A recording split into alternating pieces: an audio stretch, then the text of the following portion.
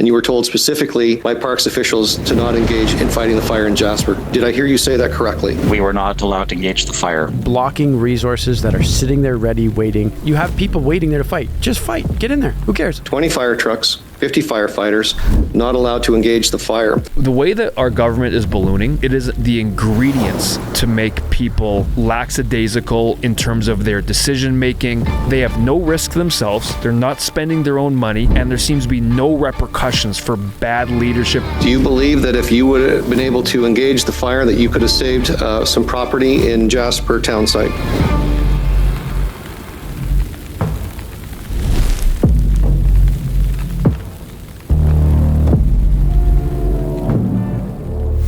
Well, hello, citizens. I'm back in the real studio. He's back. 2 weeks away in Winnipeg was good, but it's better to be back. We are here to talk about a lot of stuff. Back home. Yep.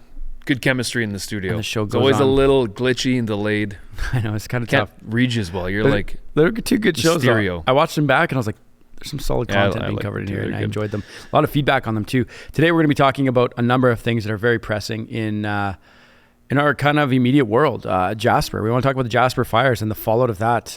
Because even though that happened in June, I believe it was, right now there is a lot of stuff happening in the House of Commons and Parliament and investigations regarding, was there negligence, was there not, was it look like going forward for the town? There's serious stuff that has come up as far as complete negligence and even borderline ignorance. Ignoring. Not ignorance. Yeah, but ignoring. That's a better way to say it. Ignoring. Potentially ignoring. Yeah, allegedly. There's a lot of weird stuff happening there. So we're going to dive into some of that. There's a lot happening in Israel with Lebanon and the Gaza Strip and everything around there. So there's a lot to talk about there. I also, if for anybody who's watching, I guarantee you there's people who know people in Jasper, who know people in Israel or whatever issues we're dealing with. I want to hear about it. Do you have friends, family over there? Has anyone gone down to Jasper and seen? I know David went down there. He sent a lot of videos with Paul. And when I saw the footage myself, I was like, oh, gosh, man. And so anybody who's at home, send in your footage. Let us know if you've seen it. Do you have family and friends there? I was looking for a lot of GoFundMe or Give, Send, Go pages. And there's a few of them to help. But I don't know. There's just these are real people's homes that are burnt down to the ground. And when we saw your footage, I was like, oh, it's just real. It's very, very real. Well, we went up, a couple of guys and we drove up to Jasper at the beginning of September for a little boys trip. And little boys trip. Little boys. You mean a short boys trip? A short 2-day man trip is what I mean. That's what yeah. And we are driving up, and the first couple, here's my reaction, because obviously you watched the news, you saw a lot of footage. I don't have any first-hand connection to people living in Jasper, but I had like second-hand and third-hand that you knew of people. I'm sure we all do, of people and stories that are coming out of it.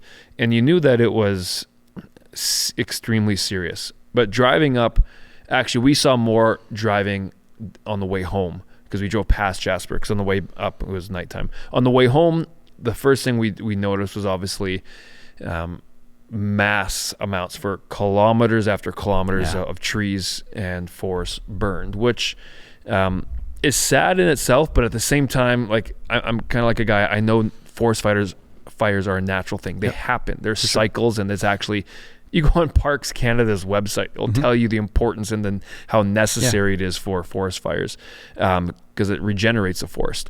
But that was the lead up. You saw obviously mass amount of trees like charred, like just like needles sticking out of the ground. You could see so far into the bush where normally you wouldn't.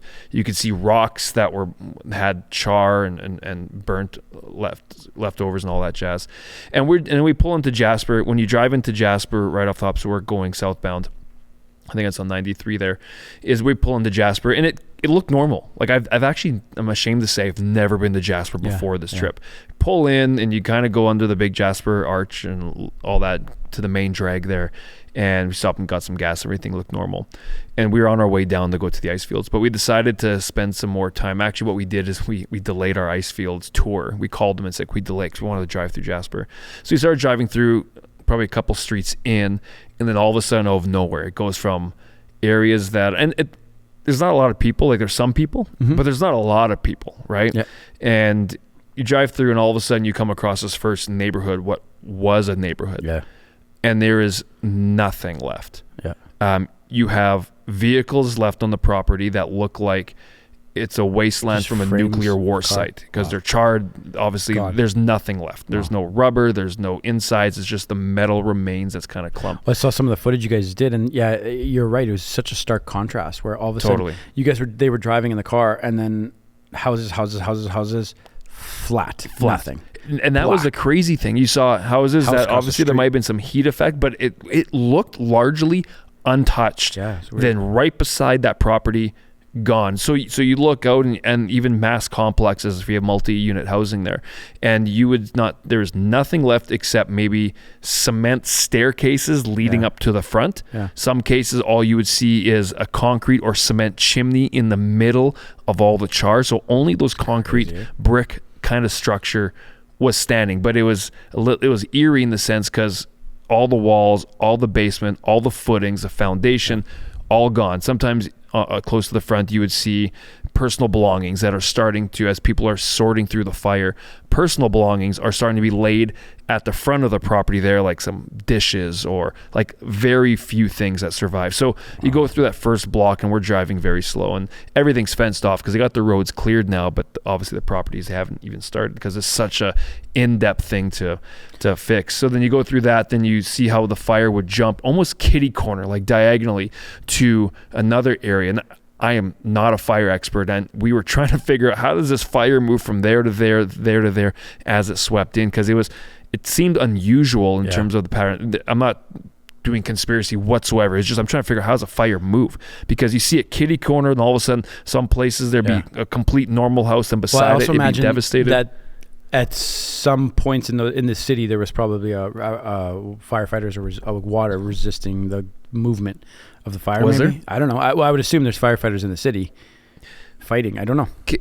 Well, we'll get to that story in a second of those firefighters that were stood down. I just wanted to show some of the clips you guys sent, and so I got them here. I'll turn it.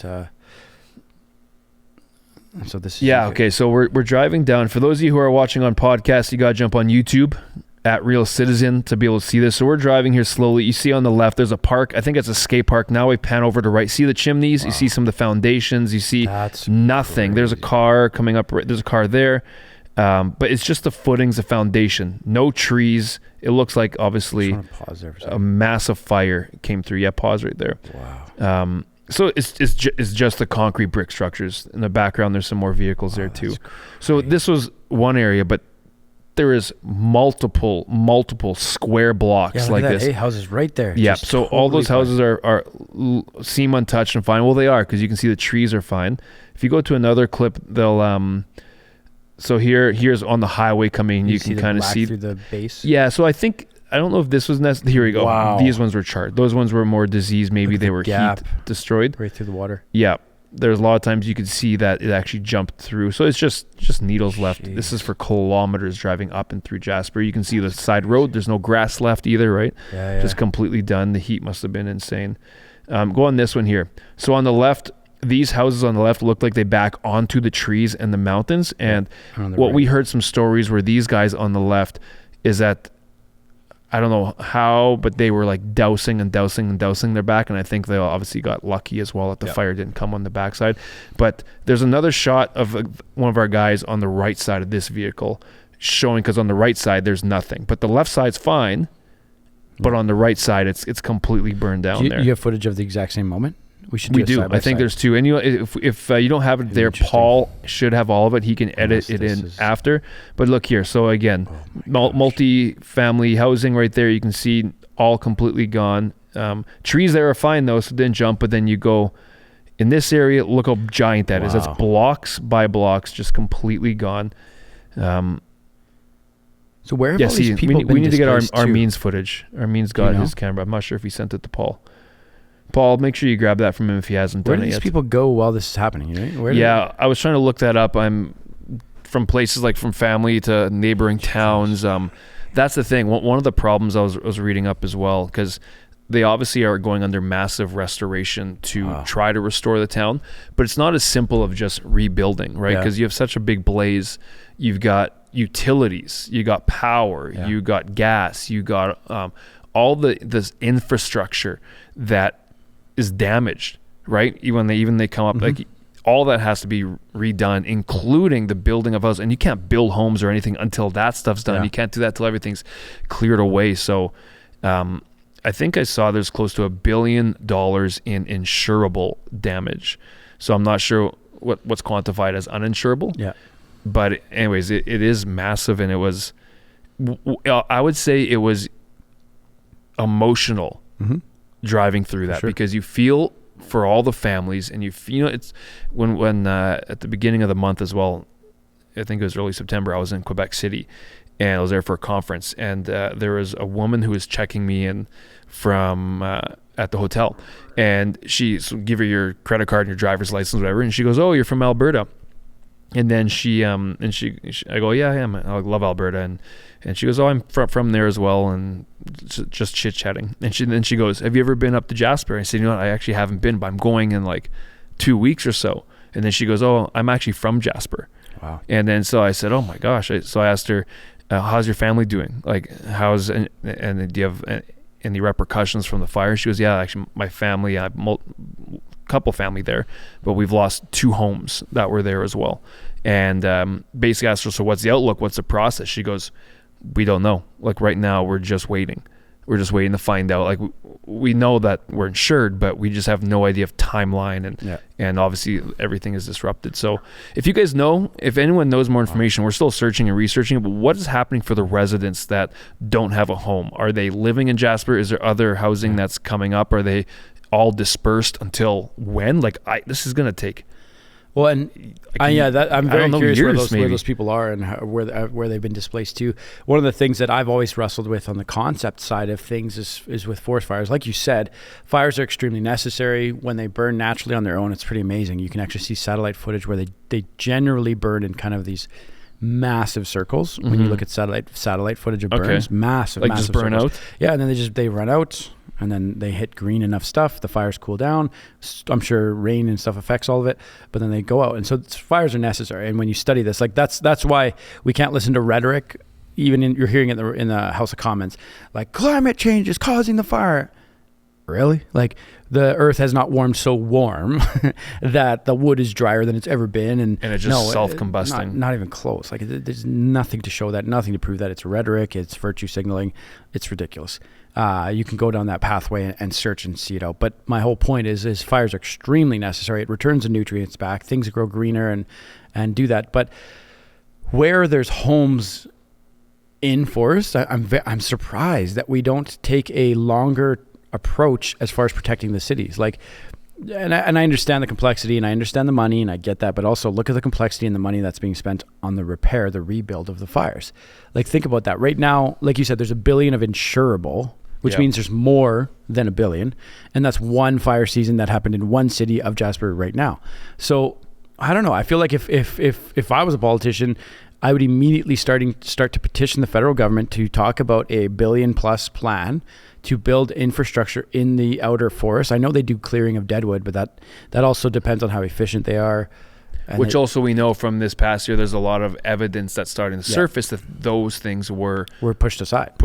And not just for years. Yeah, for 7 years. That built up from like deadwood and they call it Beetle Roth, or there's some sort of beetle thing. Yeah, there's a beetle that goes through. If we don't have cold enough winters, these beetles will live. And what they'll do is you need a really cold winter to kill them. But if they don't die, they'll go in and they'll actually burrow into the trees, kill the trees, and they rot these trees. So it's extra. So they die faster, and you have more deadwood. So it's fuel for the fire. So there's a lot to deal with that. So handling the beetles is a big thing, and then handling the deadwood is another. But then but think about this, and I know this is extreme, but it's worth wrestling through. Is like in buildings and homes and houses, like this commercial building we're in right now. This is a building we have pipes built in underground that come from the street that has infrastructure and water and pipes and fire hydrants, etc., which are extremely painful to pull off and do, and it costs a lot of money and infrastructure and time. But also, so does all this repair and this rebuilding and this insurance money. I don't understand why we don't spend billions of dollars in putting water lines in the perimeters of these cities that wouldn't fight off an entire fire, but it would drastically slow it on the perimeter, give you a fighting chance that if you supplied it from a water supply nearby or a river nearby that automatically turned on, like I don't know if you've ever seen footage of people who have fought the fire with their own house and kept it wet. Like, so they turn on all their irrigation. And I know these things are discouraged for people who have water fires because they take from the water supply and the firefighters have less water to work with. I get all that. But one thing that I find, have you ever seen these footage of these photos? I'll see if I can find one right now. But whenever people will take it into their own hands and fight fires on their own, with their own house, it's amazing.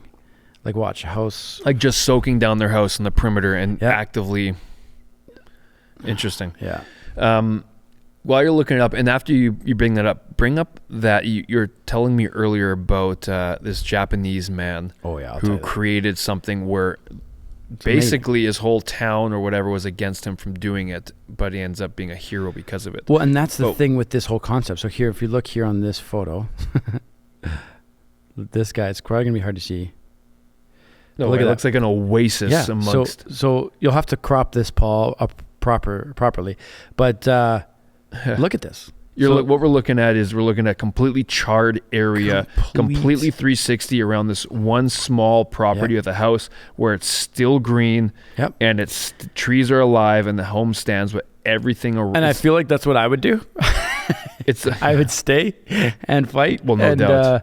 But look what the results were for this guy, and so that's what I mean though. So it obviously can work. Is my point. What you're exploring with that thought you're saying, and that video that we're going to show in just a second, is you're talking about looking at solutions in cities that are obviously in the path of natural things that happen.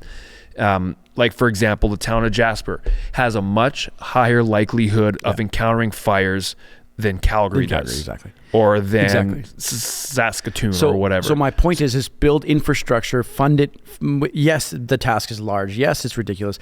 And it's probably an upfront cost. It's very upfront. And the thing is how many times do we have to wait for these things to happen until we decide to take a step into the right direction for it to happen? And like when you look at like places like Winnipeg finally, I don't know how many years ago, I don't know if we can get the details on how many years ago it built a floodway. Yeah. And because Winnipeg would flood year after year after year. Was that after the flood in 97 or was it way before? Way before. I think it was in the 50s. I think they built it in the 50s, I think. I could be totally off. But so the flood in 97 still overrode that. It was one of the biggest floods. And so thank God we actually had the floodway, because had we not, it would have been. Yeah. Crazy. And so what it does is it diverts the overflow from the red, which is coming from the States and is flowing north, and it puts it all the way around the city and just keeps it going around the city.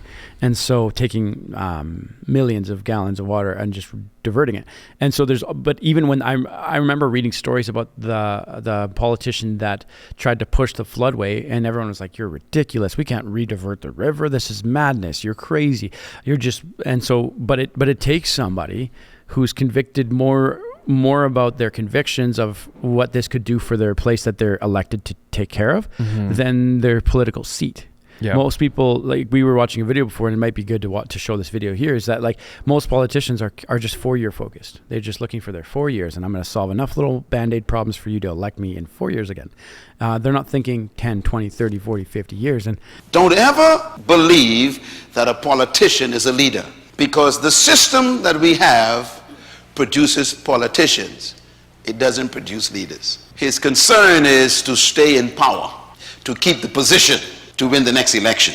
This is why they cannot lead, because leading requires following your own convictions, not the popular interests. True leaders focus on purpose, passion, principles, interests of the people, and vision. I remember coming across a story that we have, and what, do you hear something? I think someone's on the roof. Oh, really? I mean, I thought a bunch of things dropped, and all of a sudden you hear this banging. If you pull your ear falls off, through or something like that. It's like, might be an interesting show. Someone needs to tell him we're recording Citizen. He needs to get off the roof. Or he'll be a guest if he drops in here. Yeah. But there was a Japanese mayor. I'll pull it up. Paul found it here for me. And this is super, as you find out, I want to preempt this clip a little bit, because what you're talking about is solutions for cities or towns that are in the path of higher likelihood of major encounters like forest fires, flooding, or whatever. So putting the money up front, even when people think it doesn't make sense, but we know in the case of Jasper, well, now there's $1 billion worth of damage and plus more that it's hard to accomplish or hard to articulate. But the thing is, though, we have to realize is with a place like Jasper is as humanity grows and expands and these places start to grow, is that we're now putting ourselves in places where natural things happen. Exactly. And forest fires are natural. I don't think we demonize the forest fires, especially I hate the fact that government to distract away from gross negligence, to distract from well, same thing, just different way of saying it, not doing their job properly. They use this idea of climate extremism, saying that this is the sole cause, this is the purpose, when we clearly see there are a lot of other things that can be done, including something like you're proposing in being proactive and not just being reactive. And here's a story of a guy who's for sure. So it's an incredible story. proactive. We'll unpack it afterwards. It's pretty wild. This is the wall that saved Fudai, a village which stands intact on Japan's devastated northeast coast. And here, a second wall which saved its school. When the tsunami hit, the water came over and crashed down and broke these concrete blocks. It then ran 300 meters up here. Fudai Elementary School is tucked right behind the wall, just 100 meters beyond. 137 children attend. I feel really happy that this wall saved our school. We're really grateful. Both these walls were built 5.5 meters higher than in neighboring villages at the insistence of one man, the late mayor of Fudai, Kotaku Wamura. He saw the damage after a tsunami in 1933 and vowed it would never happen again. At the time, Wamura faced a lot of opposition for his wall. But now, some 14 years after his death, villagers are coming to his grave to pay their respects and give thanks that he had the foresight to save them. 24,000 people are dead or missing in the wake of the March 11th earthquake and tsunami. But in Fudai, the death toll was just one. A fisherman who went to check on his boat outside the wall. This dance celebrates a good harvest from the sea, something these children who survived the worst disaster their generation has seen are unlikely to ever take for granted. Laura, I think to me, look what he did. Like, so this mayor, I guess, probably petitioned to make it 5 meters taller.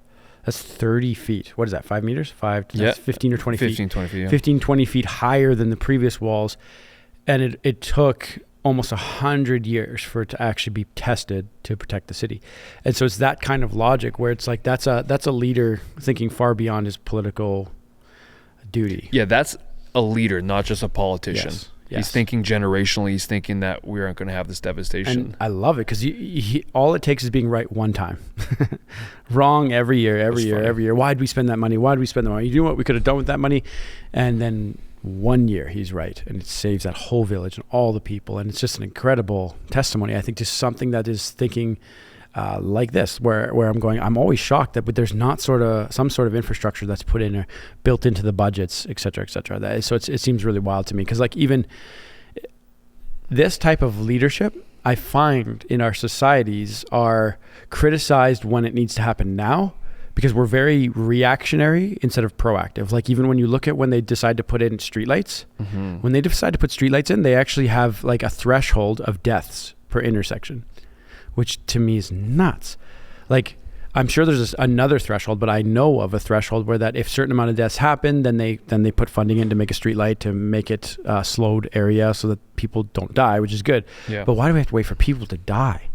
Exactly. That human nature to be reactive instead of proactive is just outrageous, and we have to start leading differently and doing better. It's just crazy. I think especially when it comes to, you have, and not to paint every politician with the same brush, but a lot are guilty of this, is that when you are in the self-interest game of preserving your position, how you're being paid, how your lifestyle is. We've also designed it that way too. The power, 100%, is you're more concerned about next election as opposed to real ideas. And we were listening to someone earlier just saying that, how do you put it? Is that a true leader operates by their own self-conviction. Yeah. Right? Yeah. And I think a lot of times when you have not that longevity in terms of a vision or what you're trying to accomplish, it taints the solutions you bring. And also, it probably, even in this case, I think it has stopped bringing solutions in terms of managing in this area. I want to show this one video of Stephen Gobert because he's being questioned and his whole crew is being investigated for Jasper, and the committee is trying to figure out, okay, was there issues? What led up to this? Yeah. Could this have been prevented? Which is good to do. But here, I'm just interested on your take on his response. You know, you have been quoted by saying years of preparation and forest management paid off. Yet a third of the town is gone. You know, $1 billion in devastation. 2,000 people are now homeless. So you're telling me this preparation is paying off. Minister, if this is an example of preparation and success, what does failure look like? Yeah. En fait, si on n'avait pas fait tout ce travail-là, et quand Well, if we hadn't put in all of these efforts, and when I say we, this is Parks Canada, the City of Jasper, the Government of Alberta, and Indigenous peoples. If all of this work had not been done in order to create a protective zone around the city, the impacts would have been far worse. You must understand, Jasper is one of the cities best equipped to deal with something like this. I know the Conservative Party is an issue with this, but we are facing climate impacts like we have never dealt with before. Floods, tropical storms, and yes, fires. The chair will tell me when it's time for me to stop speaking. Here at the end with no evidence to back it. The thing that really bugs me about that is that it's now just simply become a buzzword, a talking point, a scapegoat is the word I'm looking for. It's become a scapegoat for bad management. We've got actually I got a couple charts here and I want to show you. Is that if you look at this one here, annual fires in Canada over the last 44 years, is that you can see that it is actually... Don't show them that though. It doesn't go with the narrative. Okay, put this way. It is on a decline. This is annual fires, right? There's different graphs, different charts. I know there's another chart out there that shows a massive, massive spike in 2023, but that's not annual fires or the amount of fires. That's in terms of space that's been burned. This is showing annual fires. There are graphs and stats that have also come out early this year in April of 2024, also of June 2024, when fire season began, that over 75, 80% of the fires that happened here in Alberta were man-made, were caused by man. And that is not insinuating exclusively arson. There's a lot of other things that happen, whether it's cigarette butts, whether it's ATV exhaust, whether it's fire poles, whether it's electricity poles falling over and causing. So man-made, at least at the start of the season, was over 80% of the fires burning, because in June, if you remember, there was quite a bit of fires burning. But the thing that you have to remember, just a little tip for everybody, as you hear people say stats, stats can be manipulated so easily.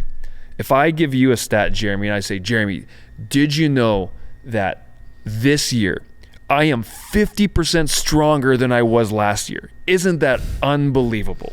Right? It sounds awesome. It sounds like, my goodness, look at that, look at that growth.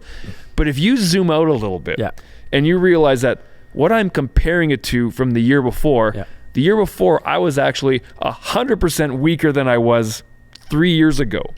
So I actually, for whatever reason, I got really weak, and all of a sudden I make some improvement. So you always have to zoom out and ask the bigger question. The context of its existence. Or otherwise, a stat is misleading, and it can be used to say and tell a narrative that isn't true. So when you say there's a massive spike this year of fires over the previous year, it's like, well, let's zoom out and let's look at the trend and look at what's happened over the last 50 years, over the last 100 years.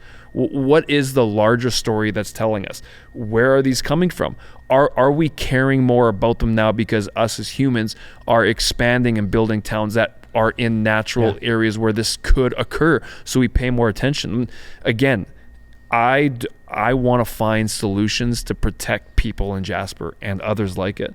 But when forest fires burn and we're just saying, it's just for climate change, you don't have the data that shows that because the world is getting a little bit warmer, like you're saying, how much warmer has the world gone on average over the last bunch of years? Do you remember what you said? It's 0.6 degrees or something? It was something like that I was watching, but it's not like you're talking about such a large temperature warmth that's making wood dry, so dry. You know what I mean? Totally. It's not such a massive amount that's causing forests to be drier than they've ever been.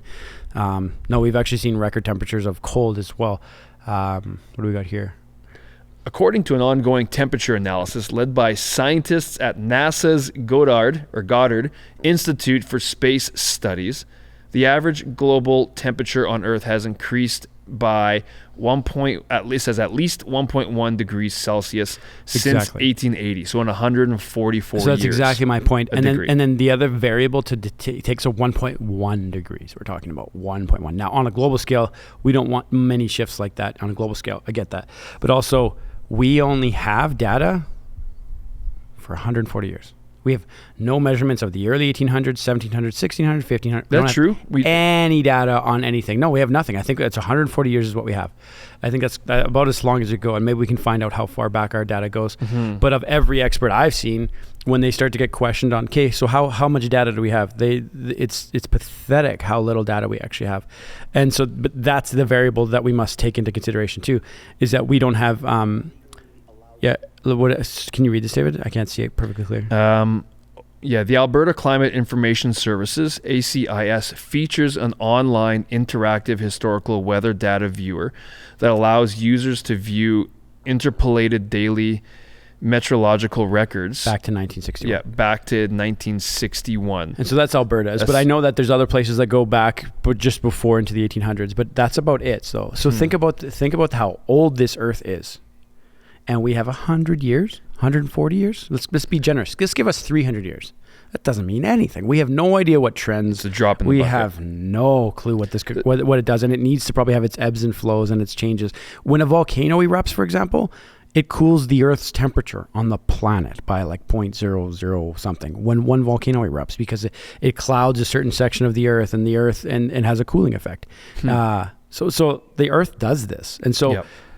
It's important that people understand that we have a drop in the bucket of the ocean of data to what the Earth needs to do or does do. We have no clue. And anything like before the last 100 to 150 years to get, I would say, educated guesses or estimates. They use physical, chemical, and biological materials from geological records, right? Yeah. Which gives us cues to things dating back in the last long time. But the thing that bothers me a lot, I am not denying that there is change in our climate. We live in Canada. We see change all the time, right? We know that there's change and it shifts. And we know that global temperature, as it does rise, is that does have some effect, whether it's on glaciers, like I was on the Athabasca Glacier in Alberta last week. And they're telling me, at least this is what the tour guides were telling us, is that the place that we were standing on 100 years ago, there's about 600 more feet of ice from where we were standing. Wow. And the place that we were standing on, there was still 600 feet of ice below us. But we know glaciers move and they shift and they melt, and there has been a melting effect that's been happening. When they refreeze. But I'm not of the mindset that is bad. Yep. The thing that I hate is what's being used is this data, and this stuff is being used and to purport that man is the cause. There isn't secure data showing that man is the one who is causing. In fact, if you want to go back in these quote unquote trends that they're talking about, the amount of carbon that's being released into our atmosphere now is actually at a low over the last 600 years. And there's a number of reasons for that too, is that we have 15% more green on the planet than we did, I think it's 20 or 30 years ago, because more carbon increases the which green increases growth of any plants, and thus they produce more oxygen, thus consuming more carbon, and it changes drastically. Yep. So we have the greenest planet we've ever had in the history of our records, which again isn't going back very far. But Jordan Peterson has a video, I was trying to find it just now, where he goes, please indicate where this shows that it's bad for us. Just like you said, I'm not convinced that this is bad for it. We don't have anything to sustain that. And there's all sorts of random guesses. People go, well, ice caps melting. Well, I remember being a kid and talking about ice caps melting in the news, and I remember being afraid as a kid, and we're going back 15, 20 years ago, and there's still no flooding that's happening on Florida's coast. In fact, there's a billionaire that goes off often about the fact that if the banks were so concerned and insurance companies were so concerned about the Florida coast flooding, they would stop investing on these billion-dollar projects of condo buildings and things on the coast of Florida. That these buildings need to last 30, 50, 60, 80 years. If they were so concerned, the money would stop flowing there because the danger would be so high, and it's not. And so it's kind of erratic. The thing that never gets reported, and this is where I've seen guys go, is that the refreezing of ice caps. So depending when you go, you will find melting ice caps. Depending when you go, you will find freezing ice caps. They do that. It happens, and that's why there's a place that goes past Newfoundland where you can see ice caps floating past. It's beautiful. It's amazing, and people will often use that footage, being like, "Look, they're breaking off." It's like, yes, they're breaking off, and they're getting refrozen again when the temperatures, when winter season comes back. They grow actually quite large. They continue to freeze, and that never gets talked about. There was this interesting documentary, if you know Alex Honnold. Oh, yeah. He is that free climber that did free solo. He does a lot of stuff with National Geographic, and there was a recent documentary, I believe in the last year or so, where they went up to Greenland. An expedition of like 6 or 7 people, a couple scientists, a couple professional climbers, to a place that hadn't been visited, I believe, in like 40 or 50 years, because it's such a trek, including climbing, getting over ridges, climbing up some walls. And Alex Honnold and these other guys came along to help the scientists get to certain places. And at the same time, when they got to the location where 2 major glaciers were, like major glaciers, there's also this freestanding wall that was, like 2,000 feet right into a seawall. Is awesome to watch. But as Alex and they arrived at their place, he was climbing, they were doing their measurements on these glaciers. One of the glaciers, they noticed that there was some change in terms of the thickness, but not as much as they expected. The second glacier, when they went to go measure and study, 0 change in that glacier. No melt.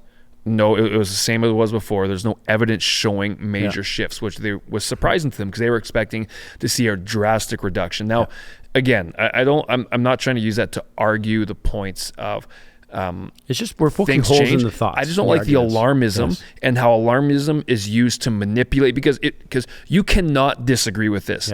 Climate change is a business. For sure. It is a billion, who knows, maybe it's a trillion. It's billions of dollars that people are profiting and using. You even look at guys like BlackRock. You look at guys like JP Morgan, these other ones who are pushing now agendas called ESG, environmental sustainable governments. It is a rating that is now put on companies to basically, how friendly are you to the environment? And you get a rating on it. And your rating will determine how much money you could potentially borrow or how much people want to invest in blah, blah, blah. It has an impact on your economic output as a company. And if you remember, Elon Musk, Tesla, thought that this was a ridiculous thing and just did not care. And he got a really bad ranking on this ESG for Tesla. This is a company literally trying to get away from fossil fuels and all the other stuff, trying to make electric vehicles run. And you can talk about that and batteries and all if you want. He's a guy that's trying to save our world and look at that stuff. And he's got one of the worst ESG. The thing is, I'm pointing to that there is so much money and influence behind this that don't believe the alarmism that comes with it. I think we got to be asking great questions to be like, okay, sure, things are shifting, but do you have proof that it's caused by man? Like the amount of money that Canada gives to this quote unquote carbon tax, it's insane. I'm starting to calculate how much I'm giving on a monthly basis. Like looking at my NMAX bills, looking at my gasoline. My gasoline right now, it's about an extra, I think 35 or 40 cents. It's huge. So for me on my tank, every liter, it is giving me about an extra $180 to $200 cost on gas alone. Not to mention a month. Not to mention my NMAX bill, which now my carbon tax is more than some of my actual usage. And then it's on every piece of food you buy. Yep. So for me, it's like, I know the hard ones, not to mention all the ones I didn't. It's a calculating to about $350 a month in carbon tax. From 2 sources. And that's what I mean. This money from alarmism. And I am willing to bet my house that money is not making a difference in this quote unquote carbon footprint of Canada, which we put out material beforehand stating simply the amount of trees that we have on this net zero emissions we're trying to encapsulates and grabs in apparently the amount, and also not the fact that Canada will not make a difference on a world scale. For sure. It doesn't make a difference. And look at this post I got sent by a good friend. I don't know if I want to show but read it. It's so good. It's on the screen there. Okay. Idiot Noah builds an ark when he could have just paid more taxes to stop climate change. Noah, so what were you doing? Come on, man. Get with it. Like, you obviously did not hear from God, Noah. I saved that one to my citizen chat because I was like, oh god, there's gonna be a time I gotta bring that up. We gotta put that one up. Let's post that to citizen because that's so good. It's so hilarious. Yeah, and we could go down that tunnel for a long time, I feel like. But something I do want to point out, and I'm really curious to anybody who knows anyone in Jasper, I would love to see if we could maybe get a firefighter who maybe was there, somebody with the Jasper. I can ask some questions because I want to show a video. Yes. Or the crews that were apparently stopped, but were stopped at the Jasper gates to get in. Yes, they were stopped. There's a ton of trucks, ready crews to help, and apparently they had stand down orders. I'm going to show you this video from my iPad. It's radical. Like, it's crazy. If I can connect here. Here you go. Okay, look at this. Put a full screen here. Ridiculous. You ready for this? Supply water. And you had the fire trucks and the water trucks available in order to engage the fire in Jasper in the town site, correct? That's correct. And you were told specifically that you could not access, and you were told specifically by parks officials to not engage in fighting the fire in Jasper. Did I hear you say that correctly? We were able to use water from Pyramid Lake, but not from Athabasca River, and we were not allowed to engage the fire. 20 fire trucks, 50 firefighters, not allowed to engage the fire. Is there anything in the statutes that you're aware of that would have allowed them to actually bring you under their incident command protocols and actually had you join the fight against the fire? Isn't that crazy? So in previous experience, what they could have done was assign a task force leader to our group to act as a liaison to the incident command. So this way we could have a functioning relationship with the incident command. As well, in dire circumstances, if the fire came in and they are worried about the entire community, they do have the ability under various legislation, such as the Alberta Forest and Prairie Protection Act, to use conscription to bring us into their command as well. Do you believe that if you would have been able to engage the fire, that you could have saved some property in Jasper town site? Absolutely. Part of our arsenal that we had out there were 2 airport fire trucks as well as 8 industrial fire trucks. So these are monstrously large fire trucks that could have put out a lot of water to help protect communities on the front line. Then the smaller brush trucks could have been used to help defend the community from the impingements that landed. What did it make you and your crews that you had assembled feel like when you were told not to engage in the fires and you stood and watched properties burn down in Jasper? Briefly, please, Mr. Lieberman. We were deflated. We felt that our mission, we could have done more to help. Isn't that ridiculous? My gosh, that's angering. Yeah, like what? So can anyone answer for that? We don't know why, do we? No, I've not found out why. So I would like to figure out why. I'd love to figure out if we could get somebody from those fire teams. Like, do you hear 8 fire trucks and 2 airport fire trucks? Like, those airport ones are meant to put out jet fuel fires of airplanes. They're massive, massive vehicles. Paul, can you reach out to this guy, crazy. Actually? This guy who we were just watching. See if he'd be willing to come chat with us. I'd love to chat with him. Yeah, because it just makes no sense. It doesn't add up. And I'm glad they're doing a full investigation because if those were your homes or our houses, man. Ultimately, at the top of this, you have Stephen Gobert as MP. He is the Minister of Environment and Climate Change. It falls under his jurisdiction. Mm-hmm. We don't know why. There obviously wasn't a pathway of authority or a legal pathway to let these guys through. So whether it's That's government... what he was saying with the conscription. Pardon? That's what he was saying with conscription. So meaning government bureaucracy? Yeah, but he was saying they have the avenue to conscript us into their command. Oh, there is the way. Yeah, so he's saying there's an avenue that they didn't go through. So either they did not know about it, or they were negligent about it. They didn't do it. But also think about how silly this is. The bureaucracy is literally blocking resources that are sitting there ready, waiting, because of the bureaucracy. This is why government it's overreach. Bloated government sucks. You have people waiting there to fight. Just fight. Get in there. Who cares? Yeah. Help. We're drowning. Sorry, I don't have the authority to come rescue you. What? Like, it's just like people are. It's just the way so that sad. our government is ballooning is that it is the ingredients to make people lackadaisical in terms of their decision making. Yeah. They have no risk themselves. Yeah. They're not spending their own money, and there seems to be no repercussions for bad leadership or bad politicking. It's the wrong word. And in this case, it's like there are so many things that seem to fill even years, it seems like, of requests of clearing what we're talking about earlier. It's just the I'm not saying it could have been avoided, but the damage could have been minimized if we had properly functioning government. And how much influence does the Alberta government have when it comes to this type of stuff with national parks? I'm not sure. I'm like, national, was there coordination between the two, or was government of Alberta shut out? Were they able to provide, I know, need to know a bit more Danielle about that. Smith was kind of throwing some shots, but I don't think they have a lot of authority in it. But I can't really speak to it. The investigation is obviously still going on, so be watching that, you guys, to see what happens there. This is it's important because this is a symptom with real damage, real lives that were affected, but it's a symptom of a larger problem that we see in our financial, in our economic situation in Canada, in our immigration, in our housing, now in our environmental side of things in Canada. There's a lot of things that are going on that it seems things are coming to a precipice, which is concerning. But just quick stat, $32 billion has been collected in carbon tax revenue since 2019.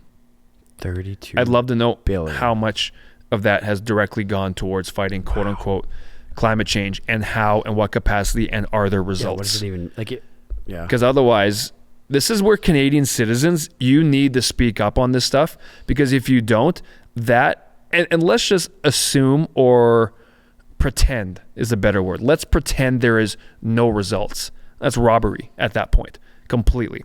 I don't mind paying taxes towards real solutions of things we need as Canadians. But when you've got governments like that. That's $800 for every man, woman, and child. Every single citizen. Gabriel, hand over $800, dude. Pay your fair share. Every single citizen, $800. You middle class. That's ridiculous. That's so ridiculous. Yeah, and you're right. You think that if you were implementing a carbon tax type thing, that you could show us some evidence or something that was going to building or putting more trees in or cleaning up something. Like I don't know. But it just there's no correlation at all. There's no tie to it.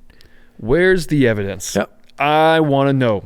Citizens, is there evidence? Those of you who disagree with us think there is evidence, let us know. Are we being naive in thinking that maybe, you know what, this is a good thing? Maybe we should be, I don't know, are we totally off? I don't think we are, but.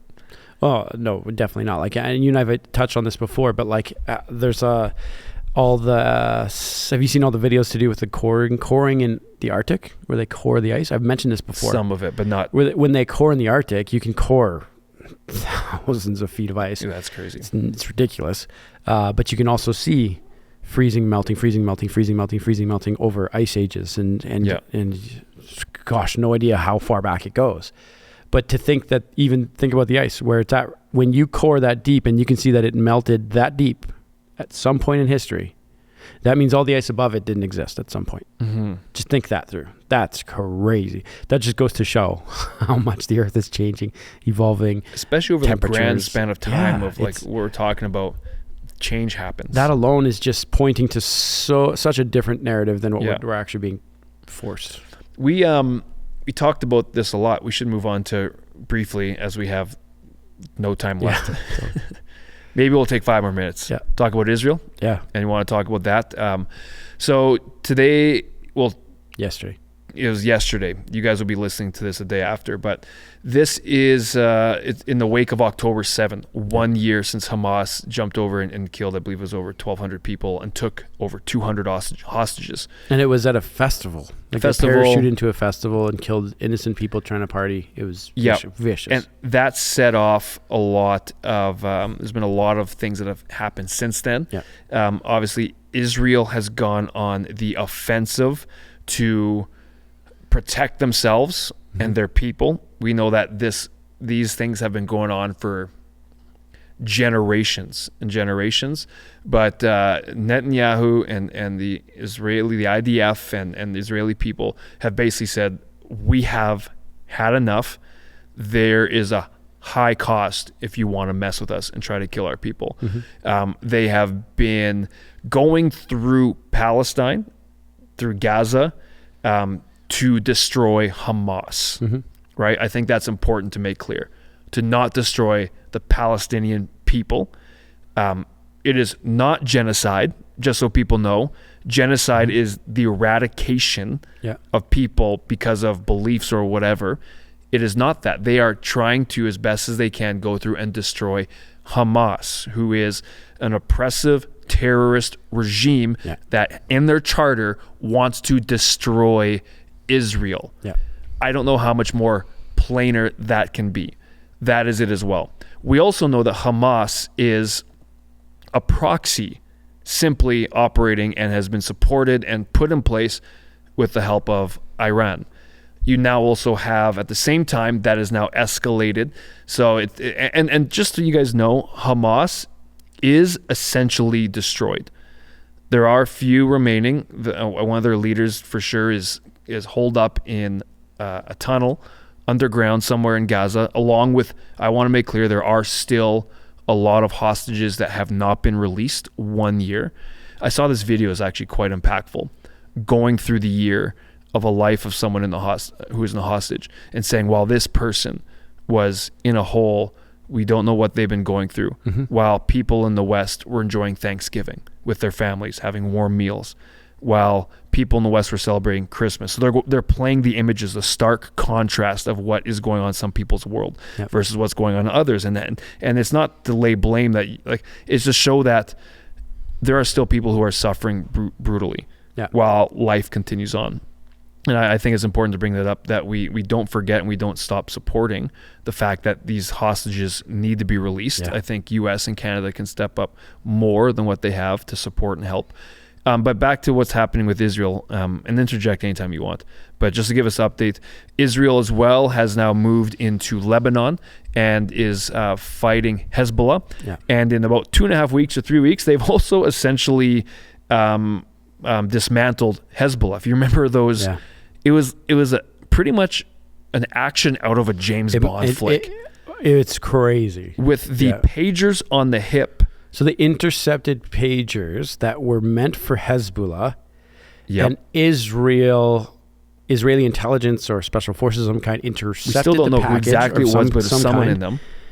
Then rigged them in some way that they would erupt on command, and Hezbollah, and then got away, and Hezbollah then received them, used them, and then Israel then detonated them, and so such a James Bond type movie weird thing. Is crazy. What I heard was, after trying to dig through this, was that Israeli intelligence found out that Hezbollah intelligence figured out that these had actually been intercepted. And so when Israeli intelligence found it out, they just said, pumped in the 4-digit code, boop, boop, boop, boop, and just exploded them, severely injuring about, I think it was 2,000 Hezbollah operas. And then on day 2, there was more with walkie-talkies of explosives that happened. So the funny thing is, by day 3, you have Hezbollah, who they can't trust anything that's around, right? And then you have, I think a couple weeks later, one of the key leaders of Hezbollah was killed in a bombing, a targeted attack on him in a building, which was, so they essentially have gone after that. And you got the Houthis in Yemen as well. These are all Iranian proxies. Now Iran has jumped into it, not just through proxies. They've always operated through as proxies, but they actually launched over 200 ballistic missiles last week at Israel, particularly at, gosh, why am I blanking on the name of the capital city of Israel? Jerusalem? No, not Jerusalem. It's the other one. I can't believe I'm forgetting it. Put it on the screen, someone. I'm drawing a complete blank. Anyways, it was at that city and launching it. So now we know that there's been a lot of escalation in terms of words. Capital of Israel is Jerusalem. Oh, it is. Yeah. Sorry, I meant to say Tel Aviv. They just came to mind. Tel Aviv. My bad. Jerusalem is the capital, you're right? But Tel Aviv and areas. And Jerusalem, Israel is essentially saying you will not get away with this. We will continue. Iran is saying, if you keep doing this, then we will retaliate. You have got those things going on. So anyways, that's kind of an update on what's happening. Yep. There is a lot of propaganda. I think there's also a lot of useful idiots in the West that is converging on this to make Israel to be the bad guy, because of their ongoing presence that they are doing in order to take out these terrorist regimes, right? So they're spinning it saying you're killing and you're bombing and Israel is the aggressor and all of these things. Especially on college campuses, university campuses. You're seeing a lot of people that are, and you look on October 7th in Toronto, in our capital, but in a major city in Canada, is that how many people were out in support of, they're in support of Palestine. And I want to make a key difference here. There's a difference between innocent people that live in these countries and the governments that are operating. There's a big difference. Yes, there is innocent civilians that are caught in the middle of a war. I'm not trying to minimize that.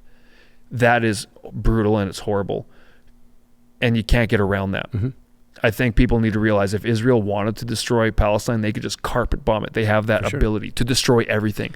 We should almost unpack this in one show. We're bringing on some show? People. I honestly think so, because there's so many different angles here. Yeah, the thing that's wild is that there's so much ignorance that is floating around in our universities and the campuses of individuals. And when you go to these pro-Palestinian,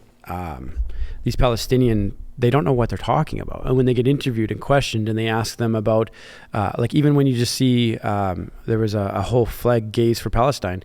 It's like the guy that I was watching on YouTube, the guy is questioning them going, hey, do you know about their laws that they have there for homosexuals? And they have no clue what they're talking about. Whereas like when a lot of these laws that are there are anti-homosexual, they can't coexist. But these people don't even know. They don't even know what they're talking for, what they're standing for.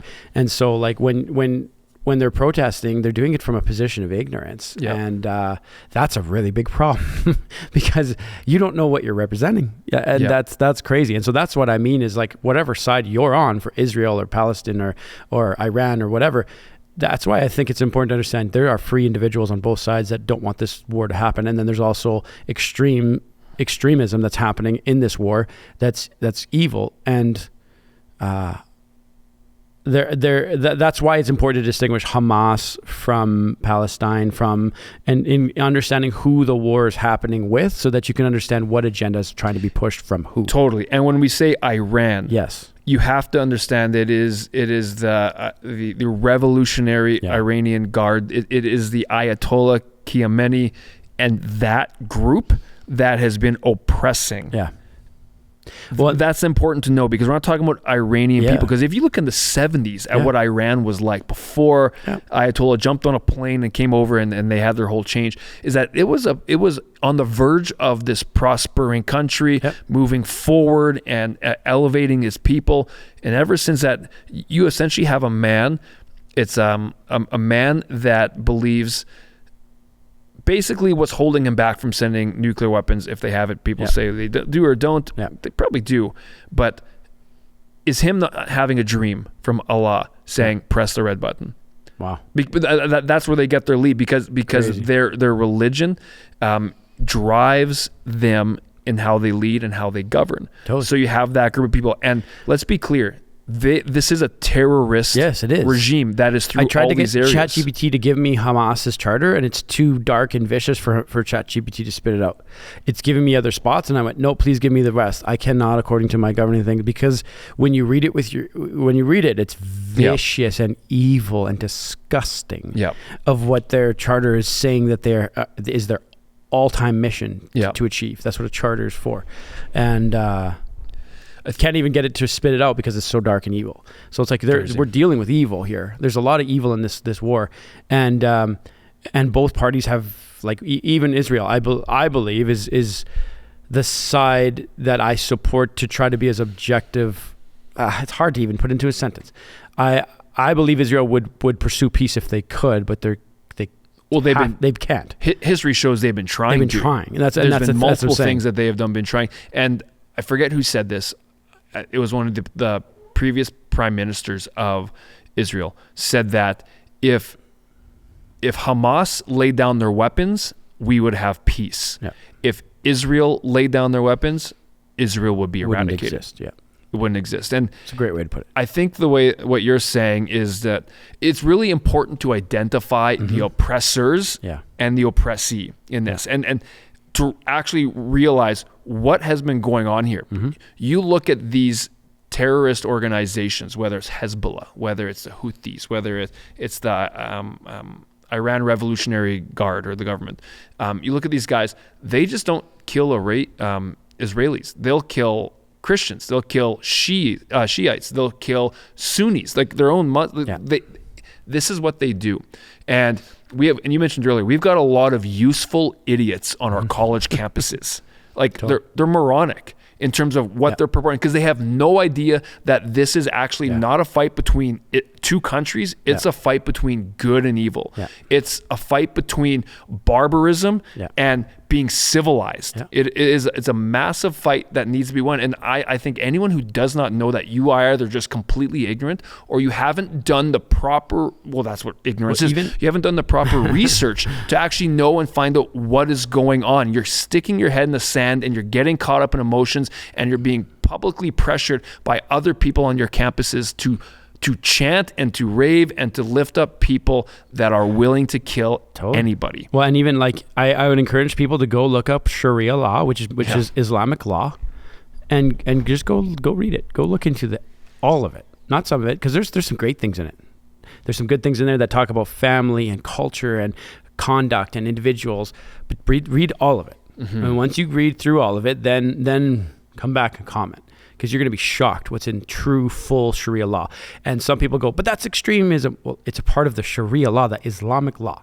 That's it's from the Quran. Like, so that's what I'm saying is like when you pull the threads there and you realize, whoa, read it yourself. Don't get it from us. Don't get it from anybody else. Go read it yourself, all of it, and then come back and talk to us. Like, and that's the part that I've read it myself. So I think if anybody who is making Israel to be the bad guy, I would challenge you to do a little bit of a deeper dive to find out, look at the history, what would happen if Israel lay down its arms. And then you've got guys like Macron and France and others who wants to do an embargo, an arms embargo against Israel to stop them from being equipped to defend themselves. Like it's just, this is so nutty. You're right. This is a whole episode. We can't just do this in 10 minutes. Maybe Paul just texted saying we should do a live about it with people. Another thing, maybe get like Johnny Moore or something on to join us. Wouldn't that be good to chat through all that? Oh, that'd be great. We should do that.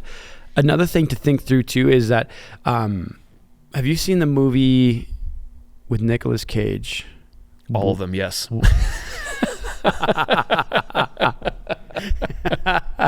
Anything with Nick Cage. Cut to Nicolas Cage. Boom. Yeah. There you go. What was War? Art of War. No. Yeah. No. The Art of War? That's a totally different movie. Is it? Yeah. Yeah. Lord of War. Lord of War. Art of War. Yeah, Art of War is a book. Yeah, that's a totally great book. It's a great Lord of War. Lord of War. There it is. Yeah. Our producer's so fast. Yeah. Lord of War. And the reason I point to this is in this movie, you see the business of war. The billion, if not $1 trillion business of war. Economics behind the economics that even this movie points out, even the good guys are investing in war, and their economies are based on it, and they're funding things in the background. The war machine, man. The machine of war, and the trillions of dollars that fund through guns and bombs and missiles and supply lines and devastation and oil and land overtaking and shifting of powers, and it goes on and on and on. And even though there's political people who are representing parties and democracy and et cetera, there's people who are far in the shadows that are running a lot of things that we don't know, don't have control of.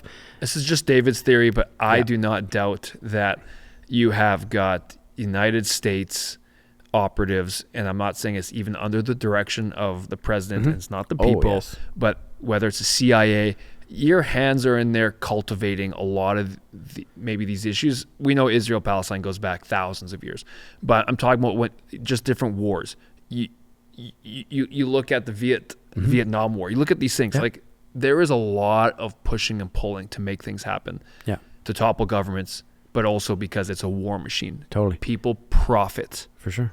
People control. I was watching a video of a guy who was an special forces guy that had all these connections in the American government, et cetera, et cetera. And he's doing this long interview talking through all sorts of levels of just crazy things that we've dealt with over the years in the U.S. And then finally the guy goes, who do you really think is running the U.S.? And he goes, no one knows their names. No one knows their names. Even if I had names, you wouldn't even know who they were. They're in the shadows, and they always will be. You never know who they are. So all these people that you are arguing and fighting with all your friends about this person, he's like... Yeah. I do think they're not running the war machine interest people that have got that push and pull, right? And they just... We should get a Nicolas Cage Con Air doll. Con Air, man. That was on my TV the other day. I saw it on and I just put it That on. is such a good movie. Oh, Nicolas Cage with his long hair and his white He's beater. got such a good accent in that movie. Sure. Totally. It's not really that good, but it's just Nicolas Cage good, though. So good. Anyway. Let's call it there because we should do a live to continue on this. Would love to know what you guys are thinking when it comes to Israel. Are they the aggressor or are they defending themselves? What's happening? What's your thought on, can we differentiate the Palestinian people and Hamas? And like, I know there's lots of images when October 7th happened and you had Hamas dragging back hostages and you saw Palestinian people rejoicing and cheering, right? Like, how far does that mentality go? Can you distinguish between, I 100% believe you can, the Iranian people and the Revolutionary Guard and this idea? Do you agree? Is it terrorism? Is it good versus evil in this fight? Or are we off? Do you fully disagree? Let us know. Appreciate all their support. What else you got? That's about it. That's about it. All right. Jared's tapped out. That's good. We've talked too much. Thank you for watching, guys. We appreciate you guys. We look forward to hearing from you guys. We really, really do. We're very interactive with talking, debating. I love it. Stay tuned for our next live. Yeah. We will get one on. Thank you for liking, commenting, and subscribing, telling your friends, and just putting our shows on repeat to get the algos going. Anyways. Look at this. See you all next time. What are you showing me? Last little thing with Paul. Can Nick we see Cage. This? Paulie, pull up Nick Cage on Con Air with the wind blowing through his hair. I'm going to screen mirror this, and this is how the episode should end. This is how it ends. Go. You ready? With just some good music. Let that close. Throw some Con Air music on top of this, Paul. What a beauty. What a beauty. I think I like every movie. And we've got Con Air Museum there. Look at this. Andrew's already got look at this Con Air toy jail hero. We're going to get an action figure for our set. It's going to be so good. Titanic next to Con Air. All right, guys. Awesome. See you guys. See y'all later.